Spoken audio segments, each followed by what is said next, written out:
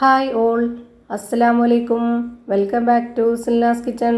ഇന്നത്തെ റെസിപ്പി ഒരു അടിപൊളി വെറൈറ്റി പലഹാരത്തിന്റെ റെസിപ്പിയാണ്. കുട്ടികൾക്കും വലിയവർക്കൊക്കെ ഒരുപാട് ഇഷ്ടാവുന്ന നല്ല ടേസ്റ്റി ആയിട്ടുള്ള ഒരു പലഹാരമാണ്. സ്കൂൾ വിട്ട് വരുന്ന കുട്ടികൾക്കൊക്കെ തയ്യാറാക്കി കൊടുക്കാൻ പറ്റുന്ന ഒരു കിടിലൻ ഐറ്റം ആണ്. അപ്പോൾ ഇതെങ്ങനെയാണ് തയ്യാറാക്കുന്നതെന്ന് അറിയാനായിട്ട് വീഡിയോ സ്കിപ്പ് ചെയ്യാതെ മുഴുവനായിട്ടൊന്ന് കണ്ടു നോക്കണേ. റെസിപ്പിയിലോട്ട് കിടക്കുന്നതിന് മുമ്പായി സിൽനാസ് കിച്ചൺ ചാനൽ ആദ്യമായിട്ട് കാണുന്നവരാണെങ്കിൽ പ്ലീസ് ഒന്ന് സബ്സ്ക്രൈബ് ചെയ്തേക്കണേ. ഒപ്പം തന്നെ ഈ വീഡിയോസ് നിങ്ങൾക്ക് ഇഷ്ടപ്പെടുകയാണെങ്കിൽ ഒരു ലൈക്ക് ചെയ്ത് ഷെയർ ചെയ്ത് സപ്പോർട്ട് ചെയ്യാനും മറക്കരുത്.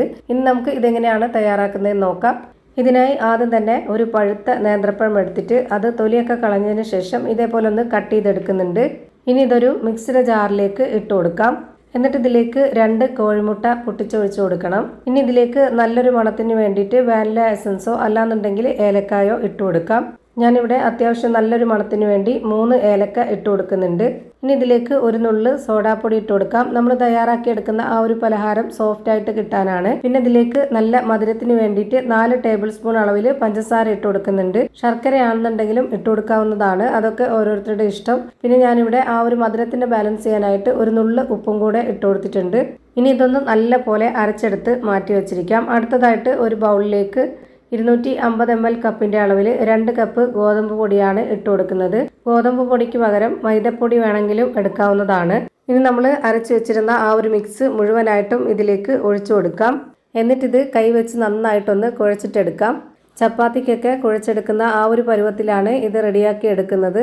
ഇപ്പോൾ ഇതിൻ്റെ ഈ ഒരു നനവ് പോരാതെ വന്നിട്ടുണ്ട്. നമുക്കിതിലേക്ക് കുറച്ച് വെള്ളം ഒഴിച്ചു കൊടുക്കാം. കുറച്ചെന്ന് പറയുമ്പോൾ ഞാനിവിടെ 3 ടേബിൾ സ്പൂൺ അളവിലുള്ള വെള്ളമാണ് ഒഴിച്ചു കൊടുക്കുന്നത്. ഇപ്പോൾ ഈ ഒരു വെള്ളം മതി. ഇനി നമുക്കിത് നന്നായിട്ട് ഒന്നുകൂടി കുഴച്ചിട്ടെടുക്കാം. ഈ ഒരു പരുവത്തിന് കിട്ടിയതിന് ശേഷം പിന്നെ നമുക്ക് ഈ ഒരു മാവിൽ നിന്ന് കുറച്ചായിട്ട് എടുത്തിട്ട് ഇതുപോലെ ബോൾ ഷേപ്പിലാക്കി എടുക്കുന്നുണ്ട്. എല്ലാ മാവും ഇതുപോലെ ഉരുട്ടിയെടുത്ത് വെച്ചതിന് ശേഷം ഇതുപോലെ ഒരു ബോർഡിലേക്ക് കുറച്ച് ഗോതമ്പ് പൊടി ഇട്ട് കൊടുക്കുന്നുണ്ട്. എന്നിട്ട് ഇതിൽ നിന്ന് ഒരു മാവ് എടുത്തിട്ട് ഇതിലേക്ക് വെച്ച് കൊടുത്തിട്ട് നന്നായിട്ടൊന്ന് പരത്തിയെടുക്കുന്നുണ്ട്. പ്രത്യേകിച്ച് ആകൃതിയോ ഷേപ്പോ ഒന്നും ഇല്ലാതെ നന്നായിട്ട് പരത്തിയെടുക്കുകയാണ് ചെയ്യുന്നത്. എന്നിട്ട് അതിന് മുകളിലേക്കായിട്ട് കുറച്ച് ഓയിൽ ഒഴിച്ച് കൊടുത്തിട്ട് അതിന് മുകളിൽ കുറച്ച് ഗോതമ്പ് പൊടി കൂടെ ഇട്ട് കൊടുത്തിട്ട് ഇനി ഇതുപോലെ 2 അറ്റവും ഒന്ന് മടക്കി കൊടുത്തതിന് ശേഷം അതിന് മുകളിലേക്ക് കൂടി കുറച്ച് ഓയിൽ ഒഴിച്ച് കൊടുത്തിട്ട് കുറച്ച് പൊടിയും കൂടെ ഇട്ട് കൊടുത്ത് ഇതുപോലെ ഒന്നുകൂടെ മടക്കി കൊടുക്കാം. ഇതുപോലെ ചെയ്യുന്നത് കുറച്ച് ലെയറോട് കൂടി കിട്ടാൻ വേണ്ടിയിട്ടാണ്. നിങ്ങൾക്ക് ഇഷ്ടമുള്ള ഏത് രീതിയിൽ വേണമെങ്കിലും ഏത് ഷേപ്പിൽ വേണമെങ്കിലും ചെയ്തിട്ടെടുക്കാവുന്നതാണ്. ഞാനിപ്പോൾ ഈ ഒരു രീതിയിലാണ് ചെയ്തെടുക്കുന്നത്. ഇനി ഇത് നന്നായിട്ട് ഒന്നുകൂടി പരത്തിയെടുക്കുന്നുണ്ട്.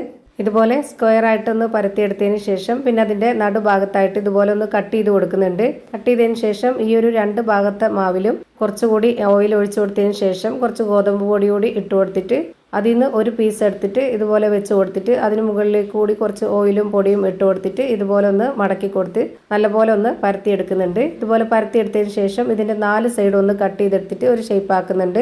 ഇതേപോലെ തന്നെ എല്ലാ മാവും പരത്തി ഒരു പാത്രത്തിലേക്ക് മാറ്റിയിട്ടുണ്ട്. ഇനി നമുക്ക് ഇതൊന്ന് ചുട്ടെടുക്കാം. അതിനുവേണ്ടി സ്റ്റൗവിലേക്ക് ഒരു പാൻ വെച്ച് കൊടുത്തതിന് ശേഷം ഫ്ലെയിം ഓൺ ആക്കി കൊടുത്ത് അതിലേക്ക് ഒരു പീസ് മാവ് ഇട്ട് കൊടുക്കാം. എന്നിട്ട് അതിന് മുകളിലേക്കായിട്ട് കുറച്ച് ഓയിൽ ഒഴിച്ചു കൊടുക്കാം. ഓയിൽ ഒഴിച്ചു കൊടുക്കണമെന്ന് നിർബന്ധമൊന്നുമില്ല. ഓയിൽ ഒഴിച്ചു കൊടുത്താലാണ് ഇത് ഇതളായിട്ട് കിട്ടുന്നത്. ഞാനിപ്പോൾ ഇവിടെ തിരിച്ച് മറിച്ചൊക്കെ ഇട്ട് കൊടുത്തിട്ട് നന്നായിട്ട് വേവിച്ചെടുത്തിട്ടുണ്ട്. ഇത് വെന്തുകൊണ്ടിരിക്കുമ്പോൾ തന്നെ നമുക്കിതിൻ്റെ ലെയറൊക്കെ തനിയെ ഇളകി വരുന്നത് കാണാൻ പറ്റും. ഇതുപോലെ എല്ലാം ചുട്ടെടുത്തതിന് ശേഷം ഞാൻ ഈ ഒരു ബോർഡിലേക്ക് വെച്ച് കൊടുക്കുന്നുണ്ട്. എന്നിട്ട് ആ ഒരു ചൂടോട് കൂടി തന്നെ കൈ വെച്ചിട്ട് ഇതുപോലെ ചെറുതായിട്ടൊന്ന് അടിച്ചെടുക്കാം. അപ്പോൾ ഇതിൻ്റെ ലെയറൊക്കെ ഇളകി കുറച്ചൊന്ന് കുഴഞ്ഞ് കിട്ടും. അപ്പോൾ നല്ല ടേസ്റ്റി ആയിട്ടുള്ള ഒരു അടിപൊളി പലഹാരം റെഡിയായി കിട്ടി. നല്ലൊരു വെറൈറ്റി ടേസ്റ്റാണ് കഴിക്കാനായിട്ട്. എന്തായാലും എല്ലാവർക്കും ഇഷ്ടമാവും. അപ്പോൾ ഇത്രയേ ഉള്ളൂ ഇന്നത്തെ വീഡിയോ ഇഷ്ടമായാൽ ലൈക്ക് ചെയ്യാനും കമൻറ്റ് ചെയ്യാനും ഷെയർ ചെയ്യാനും മറക്കരുത്. അതുപോലെ തന്നെ ഞാനിടുന്ന പുതിയ വീഡിയോസ് നോട്ടിഫിക്കേഷനായിട്ട് കിട്ടുന്നതിന് വേണ്ടി സബ്സ്ക്രൈബ് ചെയ്ത് ബെല്ലൈക്കൺ അമർത്തി അതിൽ ഓൾ എന്ന ഓപ്ഷൻ എനേബിൾ ചെയ്ത് കൊടുക്കാനും മറക്കരുത്. പുതിയൊരു വീഡിയോയുമായി വീണ്ടും വരും. Thank you for watching.